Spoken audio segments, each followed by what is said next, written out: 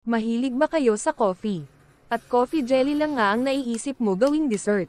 Try nyo ito, nako, tiyak magugustuhan mo ito.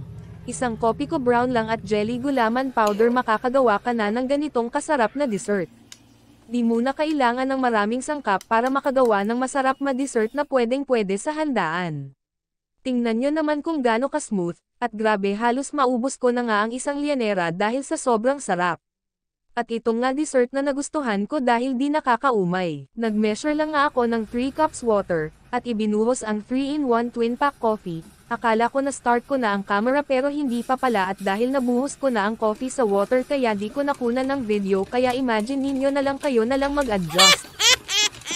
By the way, ito pala ang ginamit ko, coffee ko brown at white powder gulaman.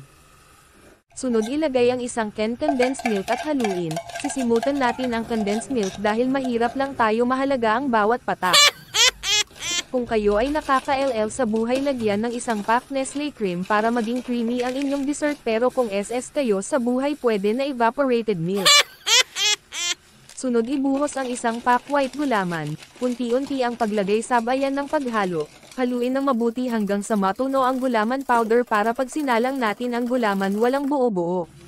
Pag nahalo na ng mabuti, isalang at lutuin ang gulaman ng mga 10 minutes, o hanggang sa ito ay kumulo. Pag kumulo ay haluin at hinaan ang apoy dahil ito ay aalsa, sayang naman pag matapan.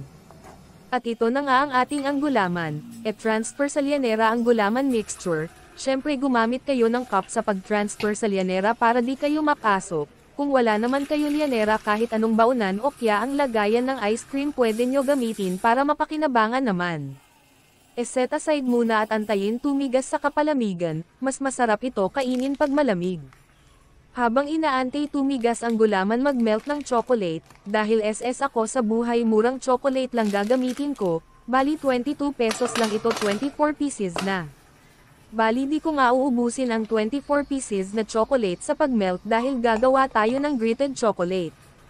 Sa pag-melt ng chocolate, lagyan ng butter para di masunog ang chocolate at ito ay manelt. Sa pag-melt ng chocolate, dapat sa pinakamahinang apoy lang para di masunog. Mumurahing chocolate lang ang ginamit ko, kaya wag kayong mag-expect na maganda ang kakalabasan ng melted chocolate. Pero kung kaya naman ng budget, bumili kayo nagmamahalin chocolate like Cadbury at Toblerone. Pag na-melt na ang chocolate, balikan natin ang gulaman, tanggalin natin sa lianera ang gulaman para matakam kayo. Pag na-transfer na sa lagayan, ilagay ang melted chocolate. Dahil SS nga ako, ayan ang naging resulta ng chocolate, di masyado na melt. Pero wag kayo mag-alala, later on natutunaw din dyan, na shock lang yan kaya nanigas. Pero wag kayo mag-alala, papatakaman ko pa din kayo. Dahil lalagyan natin ito ng grated chocolate, kaso same chocolate pa din nga gamit ko dahil SS nga ako.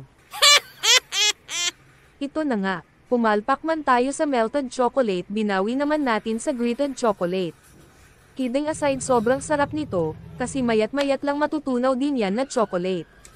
Try nyo ang recipe na ito, sobrang dali gawin at di kailangan ng marami sangkap. Kung ikaw ay mahilig sa coffee, magugustuhan mo ito.